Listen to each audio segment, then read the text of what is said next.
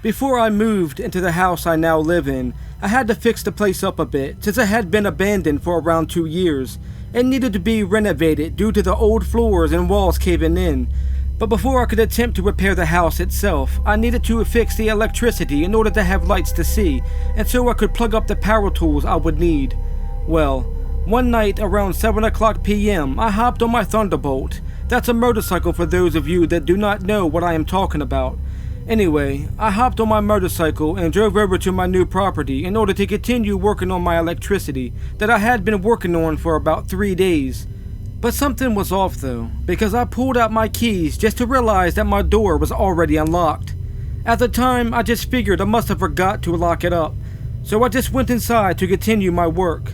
I believe I spent about an hour down in my basement installing my new fuse box when I heard them. The sounds of people yelling and cussing up a storm.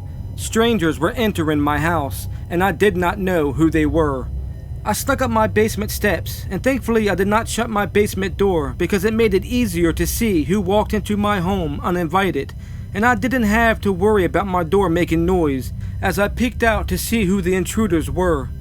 There, in my living room wielding flashlights were 5 men and 3 girls, all who looked like your typical drug users. They must have thought that the place was still abandoned because my yard being full of junk and my lights still being out, and it didn't help that I parked my motorcycle beside my house instead of in my driveway.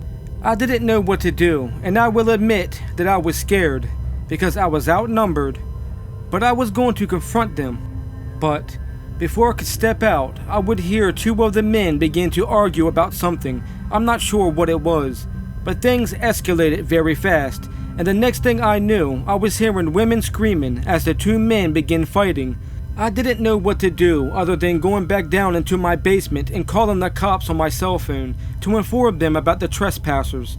For a while, I stayed down in my basement, gripping a hammer in my hand while listening to the commotion upstairs, until I heard multiple officers yelling at the people to get on the floor, and that's when I felt safe enough to ascend upstairs. It turned out that 7 of those people came there in order to kill one, then bury him in the backyard, since they thought the house was still abandoned. I think about that night very often, wondering to myself if there would have been 2 shallow graves in the backyard instead of 1, if I had made my presence known before calling the police. But thankfully, no one had their lives taken that night.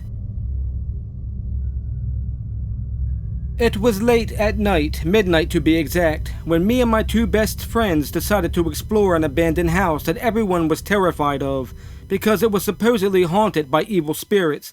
The 3 of us were a bit drunk before even going there, after guzzling a half a gallon of vodka, so being afraid was out the window for us, since the buzz we had blocked out any thoughts of fear. The now forgotten house was a 2-story that looked pretty good in shape for being abandoned for years, and if it wasn't for the cobwebs that covered the inside, I'd say that it looked like someone was still living there. Now both the front door and back door were locked, so we found a window to climb through, which was one located on the back of the house. Once inside though, something immediately caught our eyes. In the corner of what we thought was the dining room was a sheet, one with red stains all over it. Our phone flashlights brightened up the darkened room, which was empty, and the only object that was seen was the sheet that looked kind of new. We searched the house to see what else was left behind, but nothing else was found but a dusty old chair and a candle that looked to have recently been lit. The 3 of us sat down on the floor in one of the bedrooms while drinking some more of the vodka we had brought with us, when headlights filled the room as a car pulled into the driveway. All of us, being highly intoxicated, thought the same thing. It was the police, thinking that we must have tripped a silent alarm or something. At least, that's until the headlights turned off and a man stepped out as he eyed our car that was parked next to his in the driveway.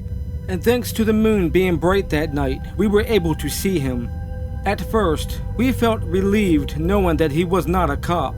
But that's until the man opened his car's trunk and pulled out a rifle from it.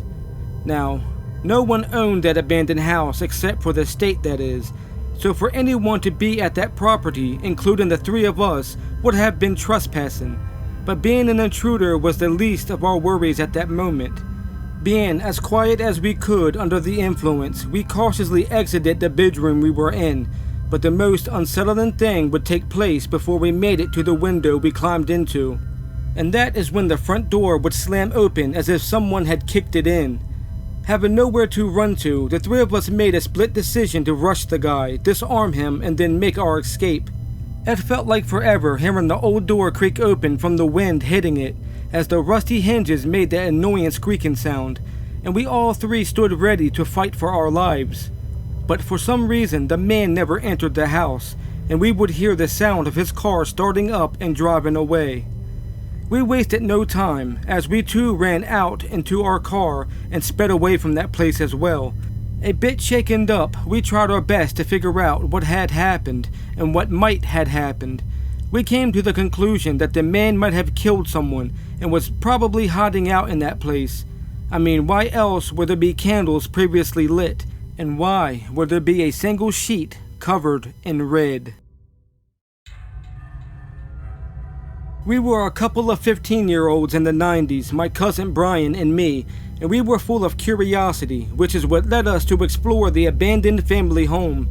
Our family still owns the property, and the now old house that still stands on it, which is a place both Brian and I have visited with our parents since our grandparents were alive and were still living there. Sadly, after the passing of both of our grandparents, our parents and other relatives don't go there anymore. Only me and Brian find ourselves there, since we both live only right up the street. We would normally go there during the day since there wasn't any electricity, and it was kind of spooky after dark. But one night, we decided to take a couple of our friends and just hang out there. The four of us pedaled our bikes over to the family property and was planning on chilling outside, until one of our friends bugged us to see the inside of the house. So Brian and I gave in, and we all went inside. Just as I said before, it was kind of spooky being in that house at night, since it was pitch black and extremely quiet, and knowing that our grandparents were no longer there made us a bit emotional. But we just sucked in our feelings and just walked around the house with our friends as we shined our flashlights around. We were in the middle of showing our friends old records our grandfather collected over the years, when we heard a man's cough coming from upstairs, followed by a bedroom door opening, and someone's footsteps walking towards the stairs. The four of us were freaked out big time, but we quickly hid behind boxes and the furniture that was left in the living room. We stayed as silent as we could as we listened to the person walking down the steps and into the living room, where we would then see the shadowy figure of a man standing at the entrance of the room, as he broke the silence by saying, "I know you're here. I seen you come in, but didn't hear you leave. I will find you." Freaking out, one of our friends jumped out of his hiding place and rushed past the man and out the front door, with the man chasing after him. So me, Brian, and our other friend decided to do the same as we too left our hiding spots and exited the house. But there was a problem, and that is when the three of us grabbed our bikes and was ready to leave, before noticing our fourth friend's bike was still there. Not wanting to leave our friend behind, my other friend and I stayed while Brian went to get his father. My friend and I then pushed our bikes in the woods on the other side of the road next to the property before ducking behind a couple of trees while waiting to see if our friend would return. But it wasn't him that came back. Coming out of the woods right next to the house and going back inside of it was the man, who also came running back out with a bag in his hand as he fled from the property. It was scary as hell, the fear we felt not knowing what happened to our friend. Did that man do something to him? At the time, we did not know. Thankfully, my uncle and Brian pulled up into the driveway, and me and my friend felt confident enough to then come out of the woods.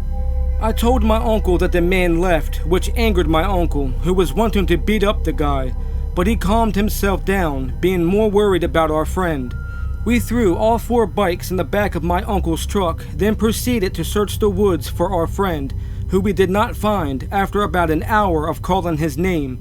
So we loaded up in my uncle's truck and went back to his house to call the cops.